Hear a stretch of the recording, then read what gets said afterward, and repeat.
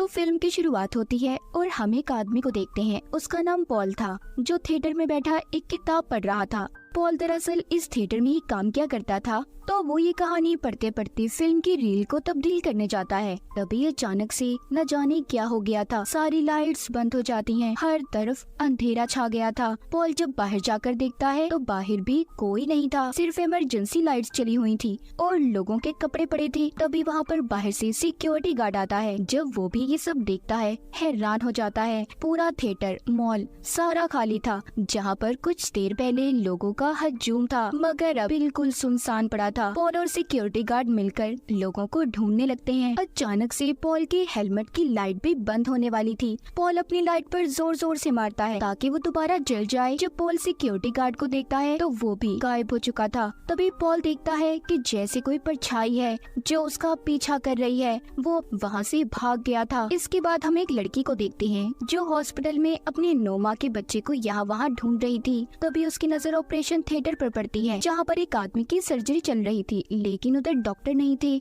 यहाँ पर भी सिर्फ डॉक्टर्स के कपड़े पड़े थे। अचानक से लाइट बंद हो जाती है और वो मरीज भी गायब हो गया था। इसके बाद हम कहानी में एक और कैरेक्टर को देखते हैं जिसका नाम ल्यूक होता है। एक रिपोर्टर था। वो उठकर जब अपनी वाइफ को घर में देखता है तो वहाँ पर कहीं पर भी उसकी वाइफ नहीं थी। खैर ल्यूक रोजाना की तरह अपने ऑफिस के लिए तैयार होता है और अखबार पढ़ते हुए अपने अपार्टमेंट से बाहर आ गया था। तभी पढ़ते हुए उसे पता चलता है कि ये अखबार तो एक दिन पुराना है।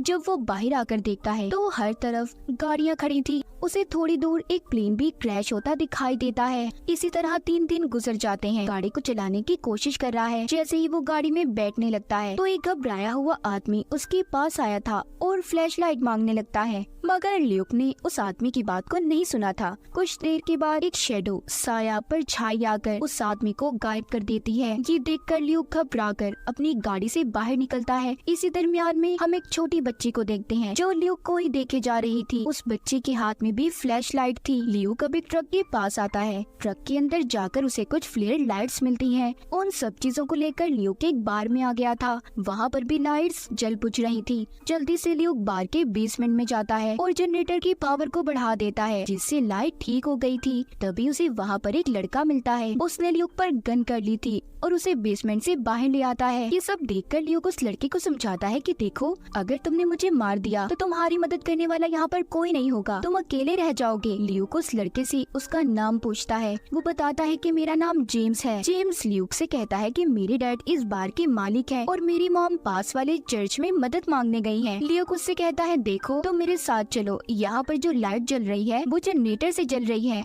एक बार जनरेटर का फ्यूल खत्म हो गया तो यहाँ की लाइट भी बंद हो जाएगी। मगर जेम्स उसके साथ जाने से मना कर देता है क्योंकि उसके मॉम ने उसे यहीं पर रुकने का कहा था। वो कहता है, देखो अभी सुबह के 11 बजे हैं और बाहर कितना अंधेरा है, सूरज भी ज्यादा देर तक नहीं निकलेगा। जो भी अंधेरे में रहेगा, काली परछाई उस इंसान को गायब कर देगी। मगर अब भी जेम्स उसके साथ चलने को तैयार नहीं था। तब यहाँ पर वही लड़की आती है जिसको हमने हॉस्पिटल में देखा था, जो अपने बच्चे को ढूंढ रही थी। वो यहाँ पर भी आकर इन दोनों से अपने बच्चे के बारे में पूछती है और यहाँ वहाँ ढूंढने लगी थी। ल्यूक उससे कहता है, देखो हमारे अलावा यहाँ पर कोई नहीं है। वो लड़की मानो जैसे पागल हो गई थी। वो उधर से ही गन उठाकर गोली चला देती है। जब वो थोड़ा सा सुकून में आती है, अब वो इन्हें बताती है कि मेरे हस्बैंड से मेरी नहीं बनती थी। मुझे लगा मेरा हस्बैंड मेरे बच्चे को चुराकर यहाँ ले आया होगा, क्योंकि अक्सर वो इस बार में आया करता था। वो अपने बारे में अब बताने लगती है। यहीं से हमें उस लड़के का पास माजी भी दिखाया जाता है। वो एक डॉक्टर थी। एक दिन में हॉस्पिटल में जब अपनी ड्यूटी दे रही थी और कुछ देर के लिए बाहर सिगरेट पीने गई, तभी अचानक से सारी लाइट्स बंद हो गई। वो साया आ गया था जो एक एक करके सभी को गायब करने लगा, सिवाय उनके जिनके पास रोशनी थी। और वो इसलिए बच गई थी क्योंकि उसके पास लाइटर की रोशनी थी।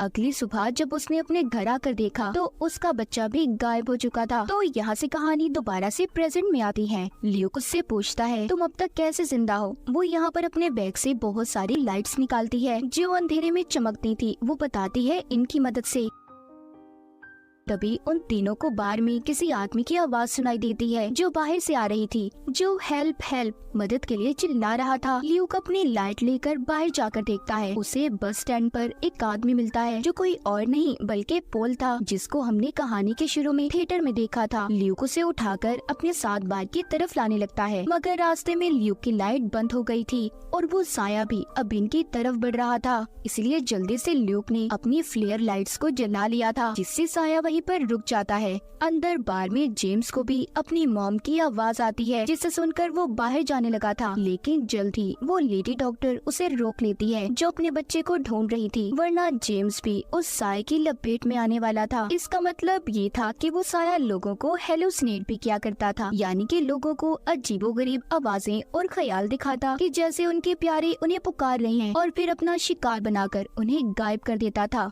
उधर ल्यूक भी पोल को बार की तरफ ला रहा था। उसकी फ्लेयर लाइट्स भी बुझ गई थी, लेकिन जैसे तैसे वो जल्दी पोल को बार में ले आया था। जब पोल को होश आता है तो ल्यूक उसके बारे में पूछता है। वो बताता है कि मैं एक थिएटर में काम करता था और मुझ पर एक काले साय ने हमला कर दिया। मैं नहीं जानता आगे क्या हुआ, लेकिन जब मुझे होश आया तो मैं किसी तरह उस बस स्टैंड तक पहुंच गया जहां पर रोशनी थी। वो आगे कहता है, मुझे लगता है कि हमारी दुनिया में शायद कोई एलियंस आ गए हैं जिन्होंने हमारी दुनिया पर हमला कर दिया है, या फिर ये भी हो सकता है कि साइंटिस्ट के तजुर्बे कुछ गलत हो गए हो, जिससे दूसरी दुनिया का दरवाजा खुल गया है और एलियंस यहाँ पर आ गए हैं। वहाँ पर लेडी डॉक्टर जो अपने बच्चे की तलाश में थी, वो कहती है ऐसा कुछ नहीं है, मुझे तो लगता है कि गॉड हमें सजा दे रहे हैं, ये हमारे गुनाहों का नतीजा है। तभी बार की लाइट्स फिर से जलने बुझने लगी थी। ल्यूक और पोल जल्दी से जनरेटर को ठीक करने चाहते हैं। इसी दौरान पोल इन्हें कहानी सुनाता है, कहता है एक कॉलोनी में बहुत से लोग रहा करते थे, मगर जब गवर्नमेंट ने फूड सप्लाई के लिए उनके पास ट्रक भेजे तो वहाँ पर कोई भी नहीं था। सारा शहर अचानक से वीरान हो गया, सब लोग गायब हो चुके थे बिना कोई सामान लिए। और जब तहकीक करने वाली टीम वहाँ पर गई तो उन्हें दीवार पर एक लफ्ज लिखा हुआ मिला। लेडी डॉक्टर कहती है कि उस अल्फाज का आखिर क्या मतलब था। पॉल बताता है उसका मतलब आज तक किसी को नहीं पता चला, शायद ही एक किस्म की वार्निंग थी। ये सब बातें बताते बताते पोल बेहोश हो गया था, क्योंकि वो अभी भी काफी जख्मी था। ल्यूक और लेडी डॉक्टर उसे उठाकर पूल टेबल पर लिटाते हैं। ल्यूक उसके लिए बर्फ लेने गया था, तभी उसे यहाँ पर अपना पास्ट माजी की कुछ यादें याद आती हैं कि जब वो ऑफिस गया था उसने अपनी वाइफ के गायब होने के बाद कुछ वीडियोस देखी थी, जिसे देखकर इसे पता चला कि लोग किसी साय की वजह से गायब हुए हैं। उसने वहीं पर एक आदमी की वीडियो भी देखी जो बता रहा था कि सबको अपने साथ लाइट जरूर रखनी है, वरना साया आकर उन्हें भी अपने साथ ले जाएगा। उसने बताया था कि वो साया लोगों को अपनी तरफ मुतवज्जा करता है। इस बात का मुझे तब पता चला जब मैंने अपने भाई की आवाज को सुना, मगर वो तो 7 साल पहले मर चुका था, तो इसलिए आप सबको संभल कर रहना होगा और सबको शिकागो आने का कहता है और अपना नंबर भी देता है। जब ल्यूक नंबर नोट करने ही वाला था तभी सारी लाइट्स बंद हो जाती हैं और एक काला साया ल्यूक के पीछे था। इससे पहले वो साया ल्यूक पर हमला करता, उसने वहाँ पर खिड़की से सभी पर्दों को पीछे कर दिया था, जिस वजह से रोशनी अंदर आने लगी और वो साया वहाँ से चला गया। कहानी दोबारा से प्रेजेंट में आती है, जहाँ पर ल्यूक बैठा ये सब बातें याद कर रहा था। वो अब बार में इन सबको उस आदमी के बारे में बताता है जिसकी इसने वीडियो देखी थी और कहता है कि हम सबको शिकागो जाना होगा। वो बताता है कि वहाँ पर वो लोग हैं जो जिंदा बचे हैं। मुझे एक ट्रक भी मिला है जिसकी बैटरी अभी चल रही है, लेकिन हमें किसी तरह से धक्का देकर उसे यहाँ तक लाना होगा। अब सब लोग इसकी बात को मान जाते हैं। ल्यूक और लेडी डॉक्टर उस ट्रक को लेने बाहर जाते हैं। जेम्स को इन्होंने पोल के पास छोड़ दिया था ताकि वो उसका ख्याल रख सके। उनके जाने के बाद जेम्स को भी बार में अजीब अजीब ख्याल आने लगते हैं। उसे बार में लोगों की भीड़ दिखाई देती है। तभी पोल जब उससे पानी मांगता है तो वो दोबारा से होश में आ गया था।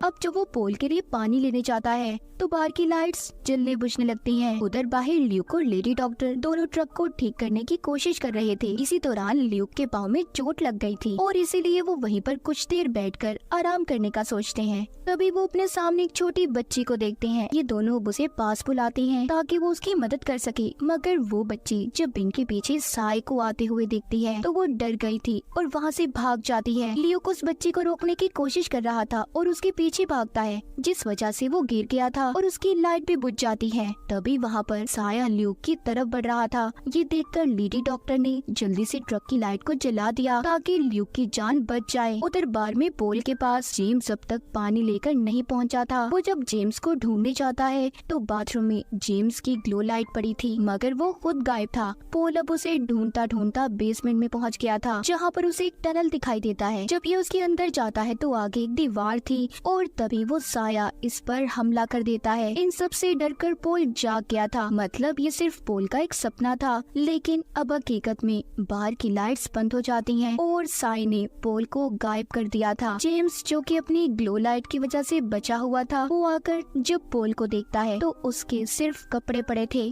और वो खुद गायब हो चुका था। दूसरी तरफ ल्यूक और लेडी डॉक्टर की ट्रक की लाइट्स भी बंद होने वाली थी। ल्यूक अब उस ट्रक के पेट्रोल से एक मशाल जलाने की कोशिश करता है ताकि उससे रोशनी हो सके, मगर उनके पास न माचिस थी और न ही लाइटर। इसलिए लेडी डॉक्टर ल्यूक को पास ही हॉस्पिटल में ले आती है, जहाँ पर पहले ये काम क्या करती थी। वहाँ पर आकर इन्हें माचिस मिलती है। ये जल्दी से आग जलाते हैं, जिससे इनकी जान बच गई थी। तभी लेडी डॉक्टर को अपने बच्चे की रोने की आवाज सुनाई देती है और वो उसी आवाज का पीछा करती बाहर आ गई थी। वो रोड के दरमियान में एक झूले को पड़ा हुआ देखती है।